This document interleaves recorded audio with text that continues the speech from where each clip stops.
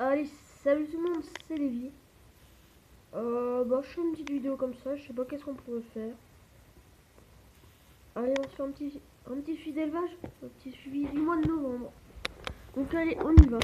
On va commencer le suivi d'élevage par les filiums. Donc je vais brancher la lumière.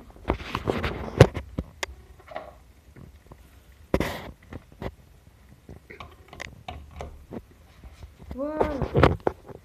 Donc on va commencer le suivi. Je vais essayer de faire une partie. Donc je vais essayer d'être rapide. Donc on va commencer avec les fifis, les petits filiums qui vont bien. Alors ici mon dernier mâle subadulte. Sinon les autres sont tous adultes. Vous pouvez en voir un là. Un là. Donc voilà. Là aussi. Donc au niveau des filiums, alors j'ai une femelle adulte qui est juste là, qui est magnifique. J'adore. Elle est super belle. Sinon j'ai 3 femelles subadultes comme celle-là.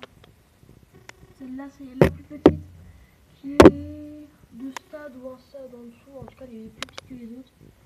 Donc 3 femelles sub, une femelle petite et une femelle adulte, 4 mâles adultes et un mâle sub.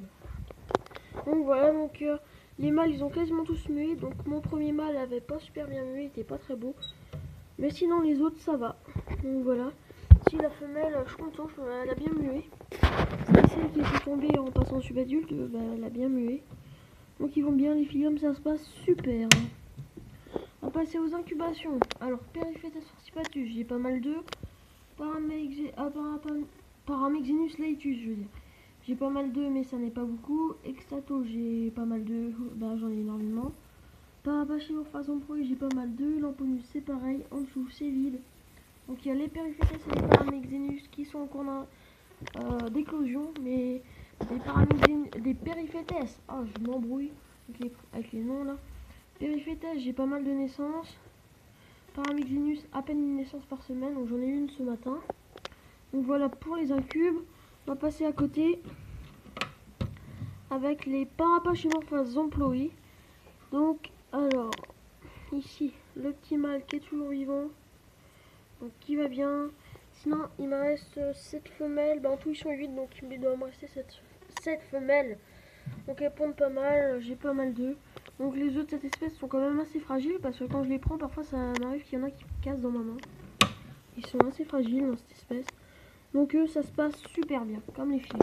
On va passer au-dessus avec les Necrocyanulipes. Donc je vais ouvrir pour vous montrer. Donc ça se passe super.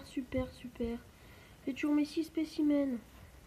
Ici, sûrement je pense un mâle subadulte. Une femelle, en tout cas il est subadulte. Il n'est pas adulte, il n'a pas d'aile pour l'instant. Mais à la prochaine mue, il devrait passer adulte. Là-bas un peu plus petit. Celui-là qui pour moi est une femelle. Donc voilà. Celui-là je sais pas, en tout cas. Il y en a un, je suis sûre que je pense que c'est une femelle. C'est pas très français. Sinon là-bas il y a les deux autres. Donc ils sont entre anté-sub et sub-adulte et peut-être des encore anté-sub. Mais je ne pense pas. Donc voilà pour les nécrociens qui vont bien. Les petits mélonides SSP qui vont super.